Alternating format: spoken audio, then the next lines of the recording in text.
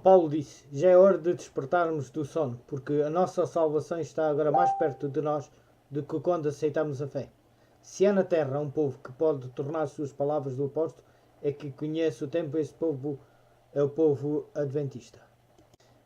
Juntamente com o perdão do pecado obtido pela fé em Cristo, o amor é a terapia mais admirável para os males do espírito, a melhor solução para os problemas emocionais e, por sua vez, um poderoso medicamento para a cura de muitas enfermidades psicossomáticas. A única forma de ter amor é apropriar-se de sua fonte bendita.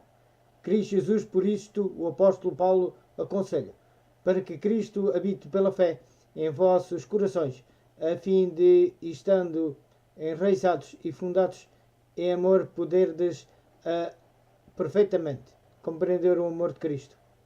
Quando Cristo faz sua entrada triunfal no coração e toma posse da vida, vivo não mais eu, mas Cristo vive a mim. O amor chega a ser motivação suprema. O amor de Cristo nos constrange. O amor é a essência e a maior súmula da lei. O supremo princípio guiador de uma vida convertida, semelhante à de Cristo. Sem amor não há cristianismo, pois o apóstolo diz: aquele que não ama não conhece a Deus, porque Deus é amor. Está em 1 João capítulo 4, versículo 8. És morno. Que nos diz aquele que conhece o nosso coração? Não és frio nem quente. Oxalá foras frio ou quente. Assim, porque és morno e não és frio nem quente, vomitar-te-ei da minha boca. Está em Apocalipse capítulo 3, versículo 15 e 16. É o povo do tempo do fim. Estamos a falar do povo de Laodiceia. Não há dúvida de que temos chegado à própria véspera da hora suprema, em que de este chamado para uma conversão genuína e uma reforma cabal na vida de cada um de nós deve ressoar por todos os cantos de Sião. Este que a serva do Senhor, por autoridade divina, estabeleceu, faz anos, nos seguintes parágrafos inspirados. Necessidade de uma reforma. Um revivamento da verdadeira piedade entre nós, eis a maior e mais urgente de todas as nossas necessidades. Buscá-lo deve ser nossa primeira ocupação. Importa haver diligente esforço para obter a bênção do Senhor. Não porque Deus não esteja disposto a outorgá-la, mas porque nós encontramos carecidos do preparo para recebê-la. Nosso Pai Celeste está mais disposto a dar seu Espírito Santo àqueles que lhe o peçam, do que pais terrenos o estão a dar boas dádivas a seus filhos.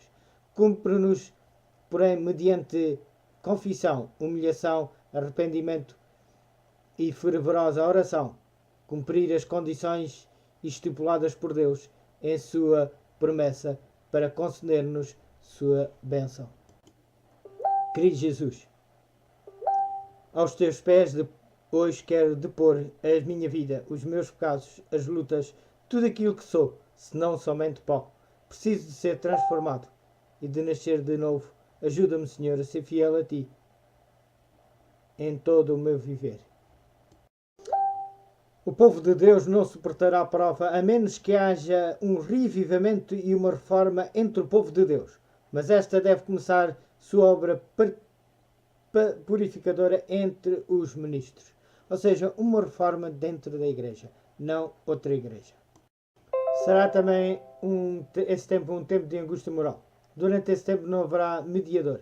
Se houvesse em sua vida faltas não confessadas ou pecados imperdoados, estariam perdidos. Passam, pois, por uma hora de incerteza e aflição. Por um momento parecem não estar seguros de que todos os seus pecados tenham sido apagados. Como Jacó na noite de angústia que passou junto ao Jaboque. Eles humilham suas almas diante de Deus e clamam com todo o fervor. Os 4 anos de Apocalipse que estavam sustendo os ventos os soltarão de maneira que se desencadeariam furiosamente todas as paixões humanas e sobre os ímpios cairão as 7 últimas pragas. Será uma época de terrível agonia para o mundo, de açoites tais como nunca se presenciaram na terra. Não fosse o fato de serem essas pragas locais e não universais, o mundo inteiro ficaria despovoado. Contudo, os filhos de Deus não sejam afetados pelas pragas, para eles esta época será um tempo de angústia indizível, em duplo sentido. Será, em primeiro lugar, uma angústia material, com raiz na perseguição, despiedade de que serão objeto. Embora alguns tenham de perder sua liberdade e passem dias difíceis em celas e calabouços, a presença de Cristo e de seus anjos converterão esses lugares em mansões de luz. Muitos deles andarão fugitivos em lugares afastados, mas defendidos e assistidos pelos anjos de Deus. Como fator dos assuntos, porém, e em certa medida preparatório destes acontecimentos, ocorrerá dentro da Igreja de Deus um movimento de reformulação da vida, fruto em grande parte da pregação da mensagem da testemunha fiel. A chuva serôdia, a pregação intensiva e a terminação da obra, por outro lado, Deus deseja derramar sobre o seu povo a chuva serôdia do Espírito Santo, assim como a chuva temporã. Habilitou a Igreja Apostólica para proclamar as boas novas da salvação com sucesso por todas as partes do mundo. De então, este refrigerante e flúvio do poder divino permitirá que o povo de Deus, da atualidade, complete sua obra e alcance toda a nação, tribo, língua e povo. Este é o momento em que os filhos de Deus deverão preparar-se para sair das grandes cidades e em breve abandonar também as cidades pequenas. Depois que as 7 últimas pragas começarem a cair, quer dizer, depois de finalizar o tempo da graça, ou seja, durante o tempo de angústia, dar-se-ão os seguintes acontecimentos nesta cadeia. Primeiro ponto. A imagem da besta. O protestantismo apostatado procurará matar quantos não o adorem. Sairá um decreto de morte para os que observam o sábado, escusados que serão de inimigos da lei e da ordem e causadores de todas as calamidades que sacodem a terra, as pragas. O decreto de morte terá uma data específica para o seu cumprimento. Quando for promulgado, os filhos de Deus sairão de todos os centros povoados, inclusive das pequenas cidades, e se refugiarão nos bosques, nos desertos, nos lugares escarpados, onde contarão com a especial proteção de Deus e a assistência dos anjos, os quais lhe proverão alimento. Será um tempo de verdadeira angústia, em que os fiéis clamarão a Deus de maneira incessante e com todo o fervor, solicitando libertação. Os poderes aliados na luta contra Deus, sua verdade e seu povo serão o dragão, a besta e o falso profeta. Apocalipse, capítulo 16, versículo 13. O dragão representa Satanás, neste caso particular, trabalhando por intermédio do espiritismo sob todas as suas formas, pagã, agindo nas modalidades do culto pagãos e de superstição cristã, amalgamando-me com os cultos protestantes ou católicos por meio de milagres e na base da doutrina comum da imortalidade da alma.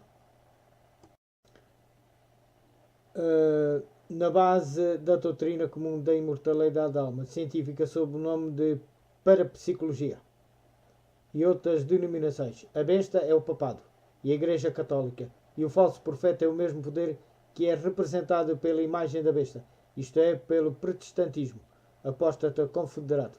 Tanto o protestantismo como o papado atuarão em estreita vinculação com o Estado para impor leis de caráter religioso. Esta união de Igreja e Estado se estenderá por todo o mundo.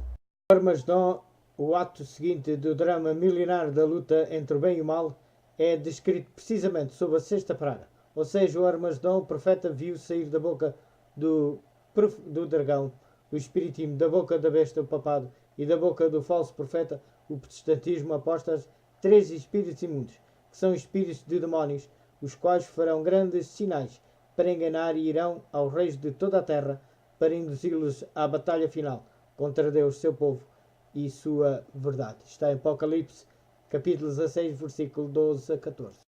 Por todo o tempo que durar a perseguição, os fiéis contarão com a proteção especial do Senhor, bem assim com a companhia dos santos anjos. Em sua última fuga de emergência das cidades serão atacados pelos exércitos perseguidores, porém as espadas levantadas contra eles se quebrarão como se fossem de palha. serão defendidos por anjos que atuarão com aparência de guerreiros poderosos. Seu pão e suas águas também serão providas de maneira admirável. No tempo em que expirar o prazo e dever cumprir-se o decreto de morte ditado contra eles, o Senhor os livrará miraculosamente, paralisando os ímpios com tremenda comoções no céu e na terra, e com extraordinária desagradação dos elementos da natureza. Em meio da confusão e da ira, os atacantes começarão a lutar uns contra os outros, destruindo-se mutuamente. Ouça a voz de Deus e ocorre logo uma ressurreição especial, pouco antes de aparecer nos céus o majestoso sinal do Filho de Deus.